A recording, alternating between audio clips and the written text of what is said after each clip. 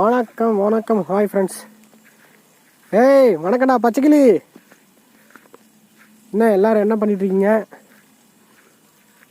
நான் பொழுதுனைக்கு மாட்டை ஓட்டுன்னு வந்து மாடு மேய்ச்சிட்ருக்கேன். பச்சைக்கிளி மாடு மேய்ச்சிக்கிண்டா பச்சைக்கிளி.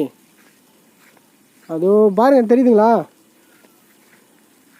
என்ன படிச்சிருக்கீங்க கேட்குறீங்களா? I am studying 3 years of BSc chemistry, bachelor of chemistry. And அதுக்கப்புறம் 1 year பார்த்தீங்கன்னா திண்டுக்கல்லில் வாஷ் இன்ஸ்டியூட்டில் 1 year சானிட்டரி இன்ஸ்பெக்டர். அதையும் முடிச்சிட்டேங்க.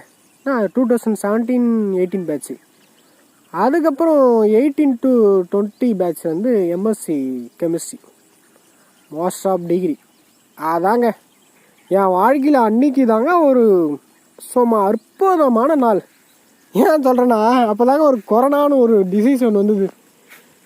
என் கிளாஸில் முடிக்காதவெல்லாம் டிகிரி முடிச்சிட்டான். முடித்தவெல்லாம் என்ன தான் பண்ணுறதுன்னு தெரியாத எல்லோரும் ஆன்லைன் கிளாஸ் அட்டன் பண்ணோம். ஆன்லைன்லேயே எக்ஸாம் முடித்தோம்.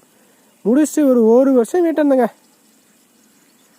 நல்லா தான் இருந்தது. வீட்டில் இருக்க 1 வருஷம் நல்லா தான் இருந்தது. 2 வருஷம் அப்படியே போச்சு. வீட்டில் இருக்க நல்லா தான் இருந்தது. அப்படியே வீடு நம்மளை வீடு இல்லையா, இல்லை நம்ம வீட்லேயும் வெளியே தெரியல. ஆக மொத்தத்தில் வீட்டிலே தான் இருக்கேன்.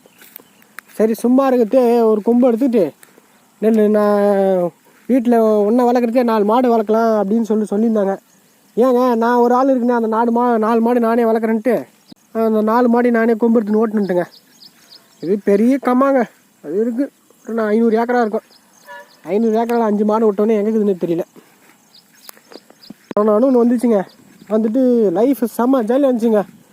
சும்மா ஞாயிற்றுக்கிழமைனா மட்டன் செய்யத்தண்ணே, சிக்கன் செய்யத்தண்ணே, பேட் ஆடுறதண்ணே, பசங்களோட என்ஜாய் பண்ணுறதுன்னு நல்லா தான் இருந்தது. நல்லா தான் போயிட்டு இருந்தது. அதுக்கப்புறம் ஒரு கொரோனா முடிஞ்சு ஒரு 6 மந்த்துங்க. சரி, வேலைக்கு போய் தானே ஆகணும். ஆம்பளை பிள்ளையா பிறந்துட்டோம்ல, வேலைக்கு போய் ஆகணுமே. போனாங்க. ஒரு இடத்துக்கு போனால் ஏன்பா இவ்வளோ படிச்சுட்டு இங்கே வரேன்னு கேட்குறான். ஒரு இடத்துக்கு போனால் தம்பி எம்எஸ்சி முடிச்சிருக்கு, இது கூடமா நான் தெரியலன்னு கேட்குறான். ஒரு இடத்துக்கு போனால் தம்பி உங்களுக்கு இவ்வளோ தான் கொடுப்பேன், நான் எந்த வேலை சொன்னாலும் செய்யணும்னு கேட்குறான். ஏன்னா படித்தது குத்தமா இல்லை படிக்காமல் இருந்தாலும் குத்தமா, என்ன தான் பண்ணுறது தெரியல.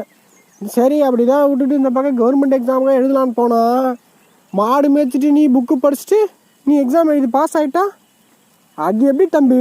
நான் அப்படிலாம் விட மாட்டேன்னு கேட்டான் பாருங்க ஒரு கேள்வி. என் வாழ்க்கையில் இடி வந்த மாதிரி இருந்தது. சரி, ஆக மொத்தத்தில் மாடு மேய்க்கிறது நல்லா தான் இருக்குது. சாயந்தரம் சில்லுன்னு இருக்குது, காலையும் சில்லுன்னு இருக்குது. மதிய டைம் தான் ஒரு வெயிலாக்குதுங்க.